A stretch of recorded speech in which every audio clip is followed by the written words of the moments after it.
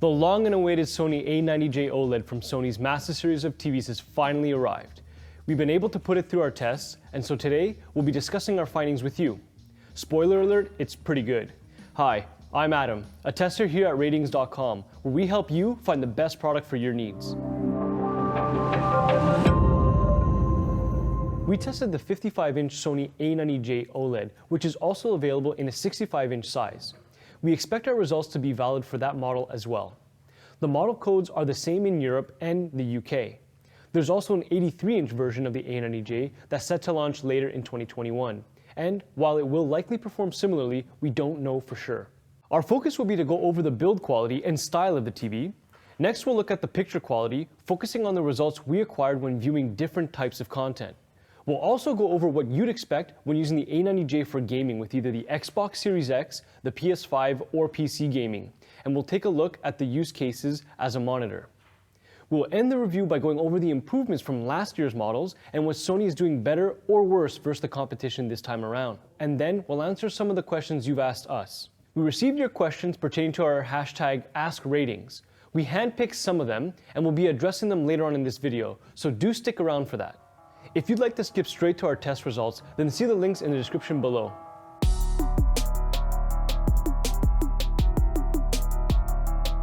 First off, the design. It has the same premium design that Sony OLEDs usually have, like last year's A8H. It has thin bezels that should make it look good in any setting. New to the A90J this year is its unique stand that you can customize the height to your liking. It has two adjustable settings, which is a great touch. You can place them flat so the screen is flush against the table. You can also raise the feet to elevate the screen. There's enough space in this configuration so that a soundbar shouldn't really block the screen, which is great for those who are space conscious. The 83-inch model of this TV has a third configuration where you can put the feet inwards for smaller tables. However, we did not test this size model. The back panel where the inputs are is plastic with a textured finish. It looks nice and seems to have a bit more character than the A8H. Sadly, there isn't much for cable management, which is a step down from the A9S because it had panels to cover the wires while placed on a stand or a table. Like most OLEDs, the screen itself is extremely thin. The inputs make the entire TV a bit thicker, but it's still just over 1.5 inches thick, so it's very thin and looks great when wall mounted. If you choose to wall mount it, it has a 300 by 300 VESA mount. Lastly, it's extremely well built. It's really sturdy overall and there aren't any signs of wobble. It's made out of both metal and plastic and feels premium.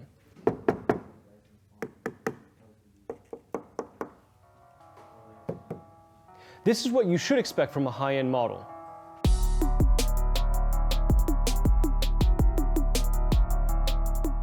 Now for smart features. Sony has now opted for a Google-based operating system versus the previous Android-based one.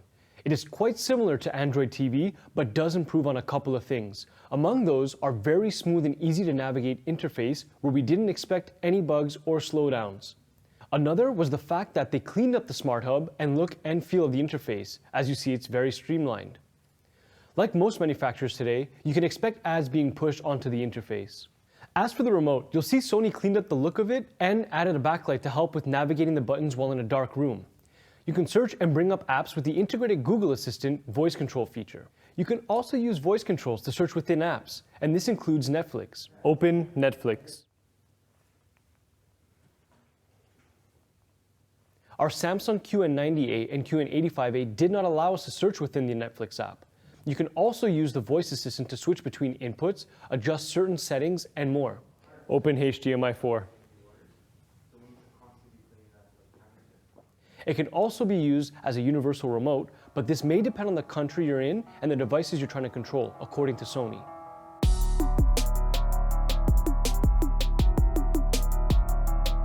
Now, we'll move on to the picture quality. We'll be comparing to currently available TVs, but competing models may change as new TVs are released throughout the year. For an updated comparison with new models as we buy and test them, see our review page on our website, which is linked below. Let's start off with the contrast, which is a very important aspect of picture quality. Like any OLED, this TV can turn off individual pixels. This results in a near infinite contrast ratio, meaning it displays perfect blacks.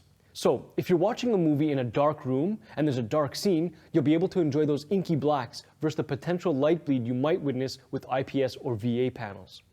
You'll really enjoy watching all kinds of content on this TV. The picture will be rich and full of detail, even in darker scenes like starfields or deep sea diving. Next up, local dimming. This is a feature found on LED TVs where they're able to turn off zones of the backlight. It helps improve the contrast, but it can also cause blooming around bright objects. As for OLEDs, they don't have a backlight, so naturally they don't need a local dimming feature. It displays perfect and true black levels, and there isn't any blooming around bright objects. If you tend to watch TV in a bright environment, it's important to get a TV with high brightness to combat glare. As for the A90J, it has okay brightness. It gets fairly bright in our test patterns from between 460 to 480 nits in the smaller test windows. But large areas get noticeably more dim, and we measured a real scene brightness of just under 280 nits. This is done on purpose to avoid getting too bright and damaging internal electronics. This feature is called the Automatic Brightness Limiter, or ABL for short. You might notice it the most when you're watching content with large areas of bright colors, such as if you're watching a hockey or basketball broadcast. It's typical of OLEDs to not get very bright. It's best to avoid using it in rooms that are overly bright or if the TV is coming into direct contact with the sun. As a side note, we only break in our OLEDs for about 24 hours prior to our testing. We've heard that other people have found if allowing the OLED to break in for 100 hours or more, the brightness can potentially increase by 100 nits. If you're interested in us taking on this new process, please let us know in the comments below. With brightness comes reflection handling. Since the TV doesn't get very bright, it's a nice touch that it has outstanding reflection handling. It diffuses light really well and shouldn't be a problem in a room with a few lights. But as we mentioned before, it's best to avoid placing it opposite a window with direct sunlight, as this can also cause the TV to overheat. We didn't notice any kind of rainbow-like effects on the screen, which were somewhat noticeable on the QN90A we reviewed recently. This is mostly due to the extra layer Samsung implemented for their wide viewing angle technology. Now onto HDR brightness. This is important for watching HDR content. It makes highlights stand out and pop the way the creator intended. Like with its SDR brightness, it's nothing spectacular, but it's decent. It's better than most OLEDs, but it's still not as good as some LED TVs. Brightness really varies depending on the content you're watching. Small highlights get really bright, as we measured over 800 nits on our 2 and 10% windows. But then it gets more dim the larger the area is, and this is because of its aggressive ABL, like I mentioned before. We measured 175 nits in the 100% window. Overall, it should be fine for most people, but enthusiasts may be a bit disappointed. As part of our recent test bench update, we're also testing for HDR brightness in game mode. As the name suggests, this is important if you tend to play HDR games. The real scene highlights is about 100 nits less than outside of game mode, but overall the HDR brightness in game mode is still decent, and should be good enough for most games. Once again, small highlights are bright, but the larger areas are dim because of the aggressive ABL. All around, its HDR brightness, both in and out of game mode, has improved from the 2020 models. OLEDs are known to have excellent uniformity, and this TV is no exception. It's great for when you watch content with areas of uniform color, like in sports, or if you want to use it as a computer monitor. Its gray uniformity is amazing, and there's no visible dark areas. We also didn't notice horizontal and vertical banding with our 5% gray uniformity test that we've seen on other OLEDs like the LG C10. But this can vary between units and develop over time, so let us know if you notice the same thing. On to viewing angles. The A90J is great for wide seating arrangements thanks to its wide viewing angles. The image looks the same whether you're sitting directly in front or viewing from the side. This is expected from an OLED because each pixel emits light in all directions. It's better than most LCD screens, even better than the new QN90A, which is implementing Samsung's wide viewing angle technology. The A90J scored pretty much the same as last year's A8H, but that's to be expected with these OLED panels. Moving towards color accuracy. This TV has great out-of-the-box color accuracy. Most colors are only slightly inaccurate, but it should be hard to notice for most people. White balance is slightly off too, but once again, it's not very noticeable. Gamma follows the 2.2 target almost perfectly, so most scenes are displayed at their correct brightness. Unfortunately, color temperature is on the cold side, so it has a blue tint to it. For most people, this should be good enough, and you won't need to get it calibrated. However, keep in mind that accuracy can vary between units, so your experience may be different. Now let's look at the color gamut, which is the range of colors a TV can display. A wide gamut is important for HDR content, so you can see all the vivid colors and hues that are often used in HDR content. The A90J has a very wide gamut, covering just over 95% of the DCI-P3 color space, which is used in most HDR content. It also has a decent color volume. It displays dark colors well thanks to its infinite contrast, but struggles displaying really bright colors. For gradient handling, the TV is fantastic. Gradient handling is how finely different colors that are similar can be displayed. If a TV performs poorly with gradation, you'll notice banding in scenes with gradients, such as a sunset. With this TV, there's only a bit of banding, and it's most visible in grays and greens. It really shouldn't be too noticeable with most content. If you want to improve gradients, you can enable the smooth gradation settings, but this runs the risk of possibly losing fine details. Before moving on to motion handling, it's important to note that this is an OLED display, and there is the risk of permanent burn-in if displaying static content for long periods of time. This could especially be problematic if you use your OLED as a PC monitor because there are so many static elements within a PC usage. OLED pixels use an organic compound to emit light, which degrades over time. You can see our video here for an investigation into this issue. However, we don't expect this to be a problem with how most people use their TVs. By the way, if you enjoy our content, please make sure you subscribe to our YouTube channel for the latest videos, and check out our website for the full review and more. By subscribing, you're helping us reach a wider audience and in turn helping us help you all find the best products for your needs.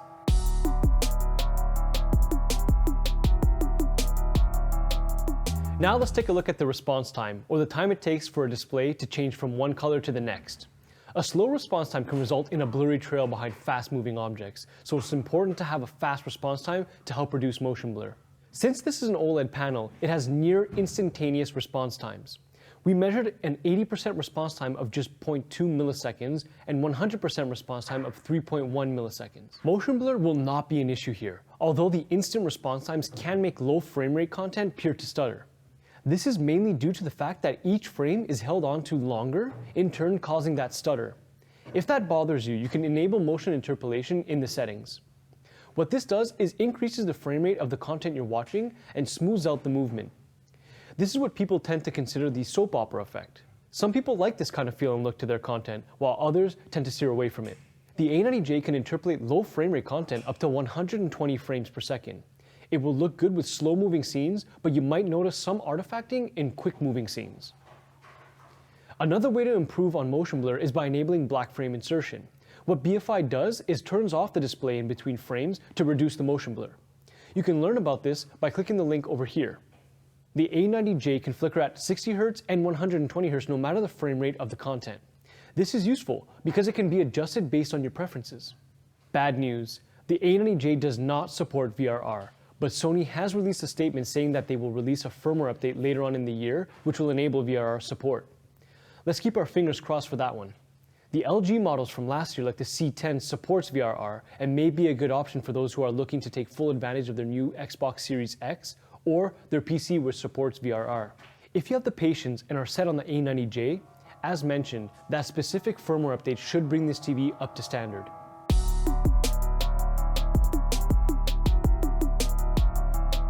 Now let's take a look at inputs. There's a total of 4 HDMI ports, where ports 3 and 4 support HDMI 2.1. You'll be able to take full advantage of the latest consoles and graphics cards of which support 4K 120Hz gaming, or content. HDMI ports 1 and 2 support HDMI 2.0. The A90J offers HDR10 but does not support HDR10+.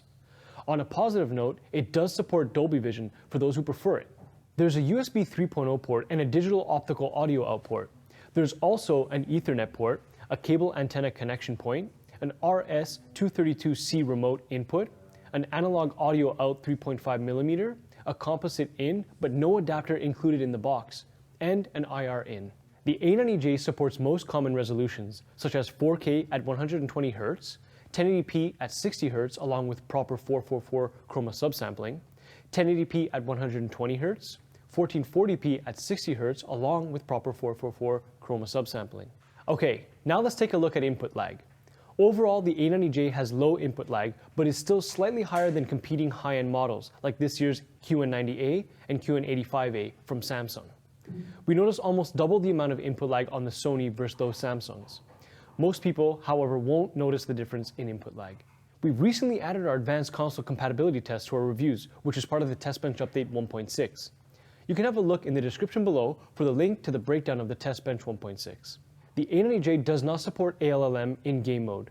ALLM, or Auto Low Latency mode, is enabled when using a console that supports ALLM. This switches the TV into game mode to get the lowest input lag when you play a game. This is important if you use the console for more than just gaming, such as watching streaming apps or playing Blu-rays, and you're switching between gaming and streaming. There's a pseudo ALLM mode that Sony implemented and only works with the PS5, but not the Xbox Series X. It's found in the Auto Picture mode.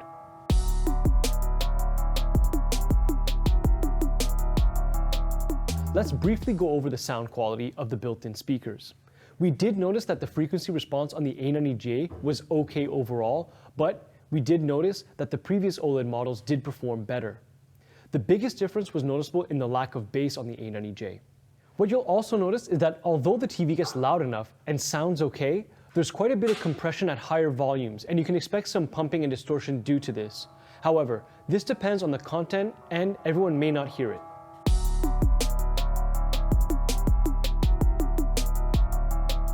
The Sony A90J OLED is an amazing overall TV. It's Sony's brightest OLED yet, especially when it comes to HDR, and it's very well built. That said, it also comes with a very premium price tag, and it currently lacks support for features like VRR that even TVs from previous years like the LG C10 OLED have out of the box.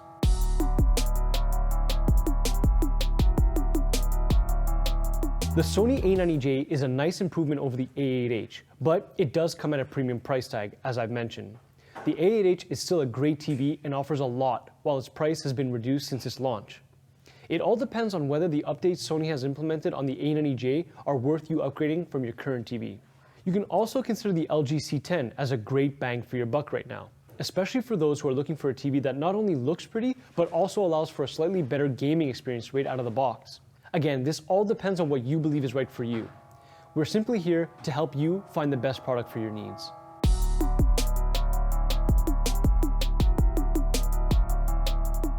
We're trying out a new hashtag AskRTINGS, where we answer your questions pertaining to the product in the current video.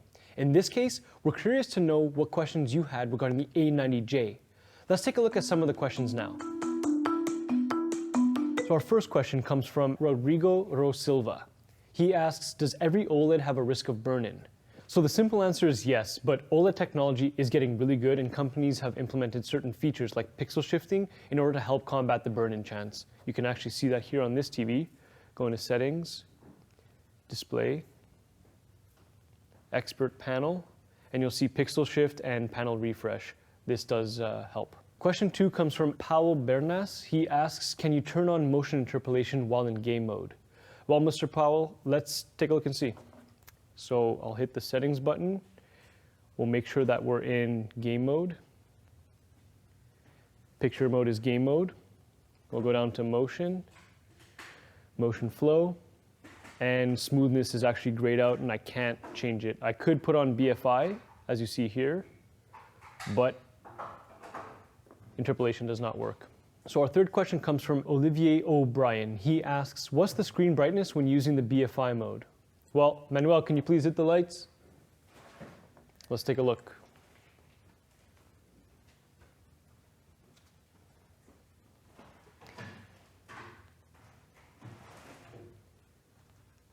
Let's turn on the BFI to the max. We'll set up for the max for now. Let's take a look.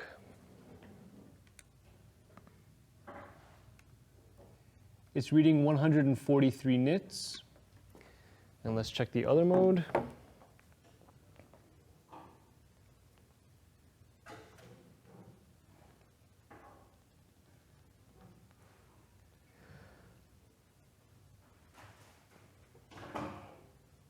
So let's go to number 2 for you.